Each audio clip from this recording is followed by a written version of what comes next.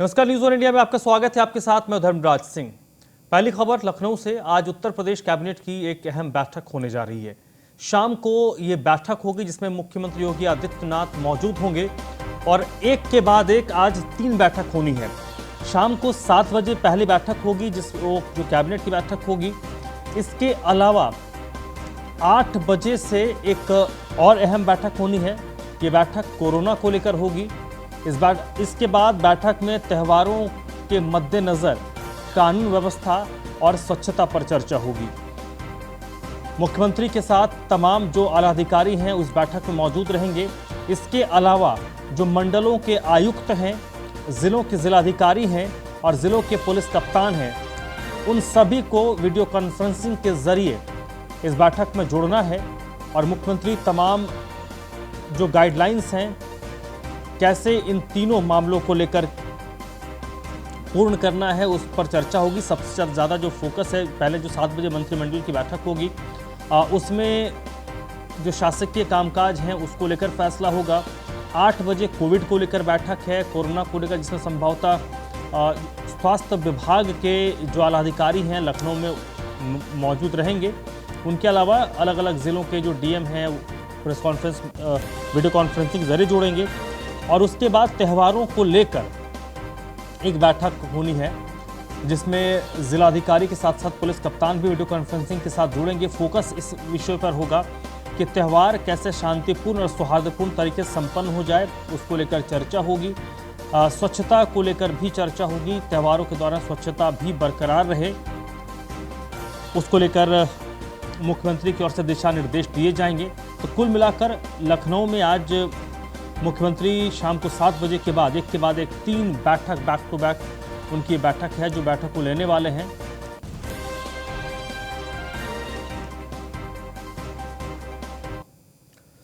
अगली खबर प्रयागराज से है, जहां पर बिजली कर्मचारियों और उपभोक्ताओं के बीच जमकर मारपीट हुई है।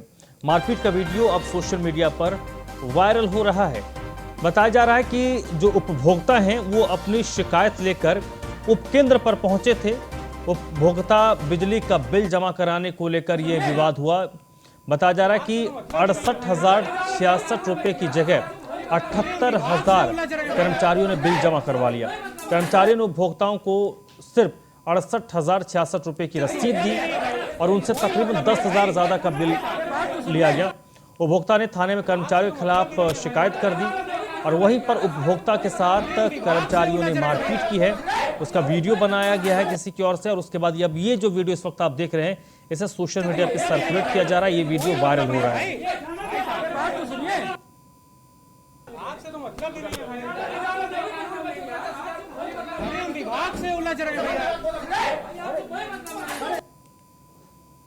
आलोक मालवीय इस वक्त मेरे साथ फोन लाइन पर जुड़ चुके हैं इसी पर ज्यादा जानकारी के लिए। आलोक, वीडियो तो सामने आ गया और जो शिकायत है वो अगर सही है तो बिजली कर्मचारियों के खिलाफ तो एक गंभीर मामला बन रहा है।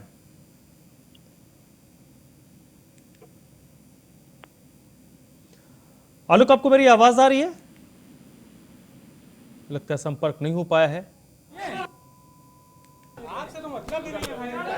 ये प्रयागराज की तस्वीरें देख रहे हैं। ये जो वीडियो आप देख रहे हैं इसमें बिजली कर्मचारी उपभोक्ता के साथ मारपीट कर रहे हैं। बताया जा रहा है कि 68,000 के करीब बिल था और उनसे 78,000 रुपये जमा करवाए गए और बिल भी जो रसीद है उनको सिर्फ 68,000 का दिया गया।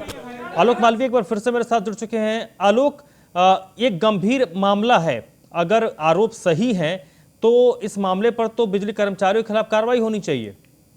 जी धर्मराज, बिल्कुल। देखिए, जिस तरह से बिजली कर्मचारियों की गुंडाई सामने आई है, उन्होंने उपभोक्ताओं को ही जमकर पीटा है। अभी बातचीत चल रही है कि विद्युत जो विभाग है उसका निजीकरण ना किया जाए। अब आप सीधे तौर पर देख सकते हैं कि किस तरह से जो सरकारी कर्मचारी हैं सरकारी कार्यालय में बैठकर किस तरह से उपभोक्ताओं के साथ मारपीट कर रहे हैं, अभद्रता कर रहे हैं। अगर इस तरह की घटनाएं बराबर होती रहेंगी तो किस तरह से उपभोक्ता बिजली कर्मचारियों के साथ सही व्यवहार करेंगे। जबकि बिल उनका 68,000 रुपए का था और उन्होंने 72,000 रुपए का बिल पेड करवाया और रसीद 68,000 की ही थी। जब उपभोक्ताओं ने बोला कि इस तरह की जो गलती हुई है तो उन्होंने गलती मानने के बजाय उपभोक्ताओं के साथ ही मारपीट शुरू कर दी। वहां पर गुंडाई की ये सीधी तस्वीरें आप न्यूज़ वन इंडिया पर एक्सक्लूसिव धर्मराज देख रहे हैं और हम लोग एक्सक्लूसिव चला रहे हैं इस खबर को कि किस तरह से विद्युत विभाग के कर्मचारी बेलौस हो गए हैं। इनके ऊपर कार्रवाई के लिए पुलिस पर फिलहाल तहरीर दी गई है और पुलिस इस पर जांच पड़ताल कर रही है। जी धर्मराज। आलोक, ये भी देखा जाता है कि बिजली महकमे में कई जगहों पर इस तरीके के जो निचले स्तर के कर्मचारी होते हैं उनको ठेकों पर रखा जाता है, तो क्या ये वाकई अगर ठेके के भी कर्मचारी हैं तो भी ये बिजली महकमे के लिए काम कर रहे हैं? आला अधिकारियों का क्या कहना है इस मामले पर कि आखिरकार ये चल क्या रहा है बिजली महकमे में?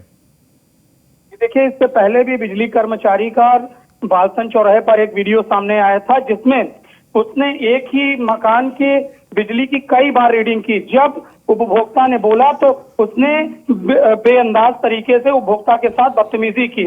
आला अधिकारियों से शिकायत की गई तो अधिकारी मौके पर आए और अपने कर्मचारी की पिटाई उन्होंने की थी।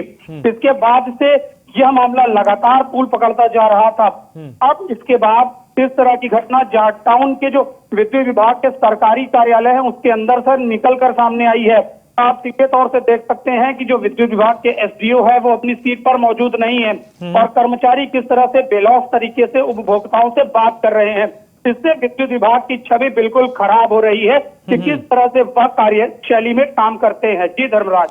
बहुत बहुत शुक्रिया आलोक आपका इस जानकारी के लिए।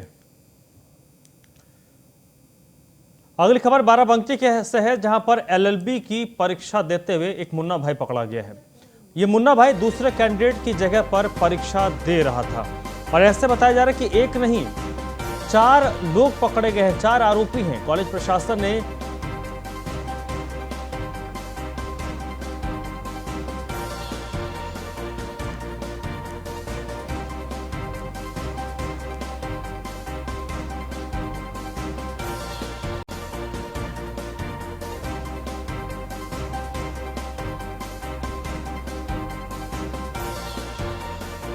दूसरे कैंडिडेट की जगह पर ये लोग परीक्षा दे रहे थे। बाराबंकी की तस्वीर आप देख रहे हैं, टीआरसी लॉ कॉलेज का ये मामला है जहां पर एलएलबी की परीक्षा के दौरान 4 मुन्ना भाइयों को पकड़ा गया है। ये लोग दूसरे के बदले परीक्षा देने के लिए आए थे, दूसरे कैंडिडेट की जगह पर ये परीक्षा दे रहे थे और चेकिंग के दौरान ये वहां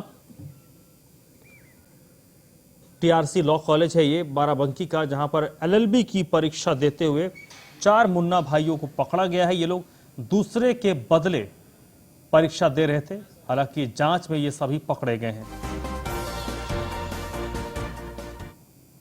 डॉक्टर राम मनोहर लोहिया अवध विश्वविद्यालय की विद की परीक्षाएं चल रही थी, जिसमें मकनपुर के MD KP law college Makanpur Barabanki में स्थित है, वहाँ का परीक्षा केंद्र भी यहाँ था।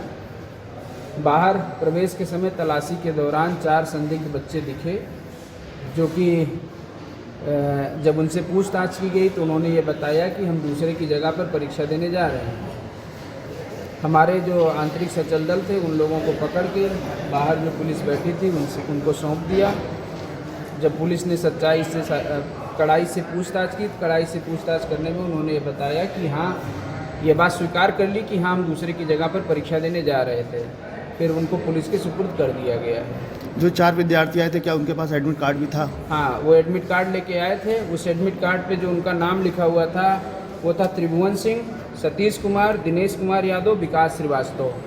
और जो ये बच्चे आए थे जो देने के लिए, इनका नाम था श्याम कुमार, हरकेश कुमार, अनुज कुमार, विनय कुमार। ये 4 बच्चे आए हुए थे जो परीक्षा देने का प्रयास कर रहे थे। क्या मकसद था उनके पीछे इसके आने का? उनके पीछे मंशा ये ही रहा होगा, जहाँ तक मेरी सोच है, कि किसी तरह से हमारा सेमेस्टर बच जाए, हम अगले सेमेस्टर में प्रमोट कर जाएं। टीआरसी लॉ कॉलेज सतरिक बाराबंकी में है। यहाँ पर कुछ लड़के पकड़े गए हैं जो दूसरे के स्थान पे मुन्ना भाई बन करके एग्जाम देने आए थे। ये 4 व्यक्ति थे जो दूसरे अन्य 4 के कैंडिडेट के नाम पे एग्जाम देने आए थे, उनको पकड़ा गया है और विधिक कार्रवाई की जा रही है। गहन पूछताछ में ये पता चला है कि ग्रामांचल लॉ कॉलेज हैदरगढ़ और एनटी केपी मकनपुर का सेंटर उत्तर प्रदेश पंचायत चुनाव को लेकर एक और याचिका दाखिल की गई है। सुप्रीम कोर्ट में ये याचिका लगाई गई है और सुप्रीम कोर्ट में दाखिल की गई इस याचिका में इलाहाबाद हाईकोर्ट के फैसले को चुनौती दी गई है। बताया जा रहा है कि गोरखपुर के रहने वाले अखिलेश प्रजापति ने यह याचिका सुप्रीम कोर्ट में दाखिल की है। अमेठी के शिवनंदन और चित्रकूट के उत्तम सिंह ने भी इलाहाबाद हाईकोर्ट के फैसले को चुनौती देते हुए सुप्रीम कोर्ट में एक याचिका लगाई गई है, जिसमें इलाहाबाद हाईकोर्ट ने पंचायत चुनाव को लेकर कहा था कि 2015 को बेस ईयर मानकर आरक्षण की लिस्ट तैयार करवाई जाए। कई लोग इस फैसले से खुश थे और जो पक्ष खुश नहीं था उस पक्ष ने इस फैसले को सुप्रीम कोर्ट में चुनौती दे दी। और एक के बाद एक नया नाम सामने आया है जो गोरखपुर के रहने वाले हैं। उन्होंने एक याचिका लगाई है सुप्रीम कोर्ट में, अखिलेश प्रजापति इनका नाम है, और इसमें अपनी याचिका में उन्होंने इलाहाबाद हाईकोर्ट ने पंचायत चुनाव को लेकर जो भी फैसला दिया है उस फैसले को सुप्रीम कोर्ट में चुनौती दी है। तो उत्तर प्रदेश में पंचायत चुनाव होंगे, नहीं होंगे, होंगे कब होंगे और होंगे तो किस आधार पर होंगे, ये पूरा जो मामला है वो कोर्ट कचहरी में इस वक्त उलझ कर रह गया है। पहले हाई कोर्ट, अब सुप्रीम कोर्ट में क्या कुछ चीज़ें होती हैं, उन सब पर जो खास तौर पर जो प्रत्याशी हैं वो इसका बेसब्री से इंतज़ार कर रहे हैं कि आखिरकार होगा क्या। क्योंकि पहले कई लोग तैयारी कर रहे थे, उसके बाद जैसे हाईकोर्ट का फैसला आया तो कई लोग तो तैयारी से और उससे बाहर ही हो गए। और इस बीच दिल्ली से एक बड़ी खबर आ रही है, जीटीबी अस्पताल के बाहर फायरिंग हुई है। दिल्ली से इस वक्त एक बड़ी खबर आ रही है, दिल्ली के जीटीबी अस्पताल के बाहर फायरिंग की खबर है और बताया जा रहा है कि बदमाशों ने यहां पर कई राउंड फायरिंग की है। एक साथी को छुड़ाने के लिए यह फायरिंग की गई है। हालांकि पुलिस के मुठभेड़ में एक बदमाश ढेर हो गया है जबकि दूसरा घायल हुआ है। पुलिस का आला अधिकारी मौके पर पहुंच गए हैं।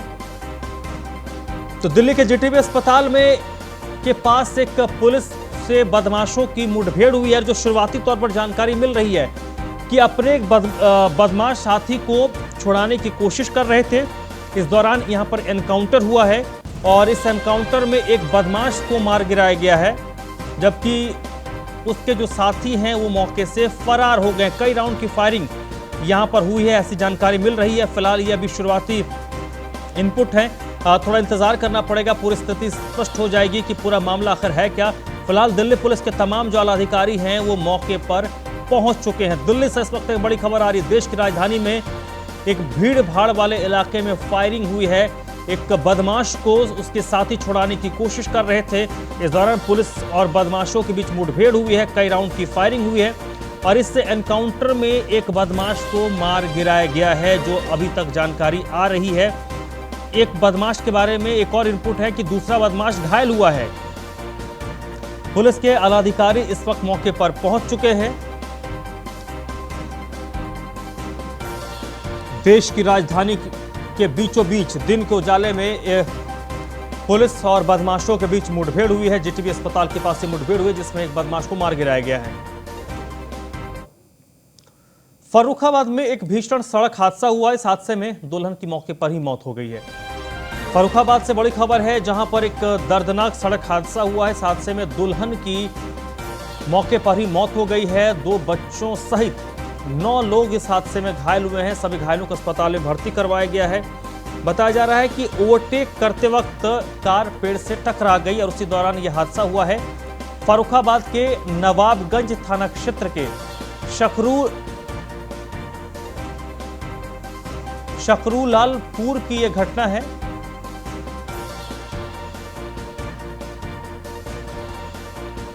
तो फर्रुखाबाद के नवाबगंज थाना क्षेत्र के शकरूलालपुर की यह घटना है जहां पर यह दर्दनाक हादसा हुआ है। ओवरटेक इसकी वजह बताई जा रही है। ओवरटेक के दौरान कार का नियंत्रण ड्राइवर ने खोया और वो एक पेड़ से टकराई। दुल्हन की मौके पर ही मौत हो गई है जबकि 2 बच्चों समेत 9 लोग इस हादसे में घायल हुए हैं। पीलीभीत में तेंदुए ने 2 बच्चों पर जानलेवा हमला किया है। एक बच्चे को गेहूं के खेत में तेंदुआ खींच कर ले गया। तेंदुए के हमले में दोनों बच्चे बुरी तरीके से घायल हो गए हैं। दोनों बच्चों को जिला अस्पताल में भर्ती करवाया गया है। टाइगर रिजर्व के दरवाजे के बाहर ये बच्चे खेल रहे थे। पूरनपुर के फैजुल्लागंज का ये मामला है। पीलीभीत में तेंदुए ने 2 बच्चों पर हमला किया। दोनों बच्चों को गंभीर तौर पर चोट आई है। बताया जा रहा है कि तेंदुए ने एक बच्चे को खींचकर खेत तक ले गया था। हालांकि लोगों की नजर पड़ी और बच्चों को अस्पताल में इस वक्त भर्ती करवाया गया है। अब बस भाई शहर उधर से झपटे दोनों बच्चे लोग ले चले गए। अब फिर गांव वाले ने बुलाया सबको, सब लोग बुलाए के छुड़ाया उन लोगों को। अब गाँव से बाहर आ रहा था तो एकदम हल्ला हुआ, ठीक है, तो मैं भी वहाँ पहुँच गया मौके पे, तो देखा तो बहुत हंगामा हुआ। इनको बच्चों को ट्रैक्टर लगा के पीछे छुड़वाया गया, ठीक है। तो एक को तो खेत में ले गया खींच के गेहूं वाले में, और दूसरे को घर के सामने छोड़ के बाहर। बागपत में सीएनजी भरवाने आए एक ट्रक में आग लग गई। चंद मिनटों में ही ये पूरा ट्रक पूरी तरीके से जल गया है। पेट्रोल पंप पर ट्रक के जलने का वीडियो अब वायरल हो रहा है। आग लगने से पेट्रोल पंप पर अफरा तफरी का माहौल हो गया। बागपत के खेकड़ा थाना क्षेत्र के पेट्रोल पंप की एक घटना है। तो बागपत से बड़ी खबर आपको बता दें, सीएनजी भरवाने आए एक ट्रक में आग लग गई और देखते ही देखते ट्रक बुरी तरीके से जल गई। और अब आग लगने का ये जो वीडियो है वायरल हो रहा है।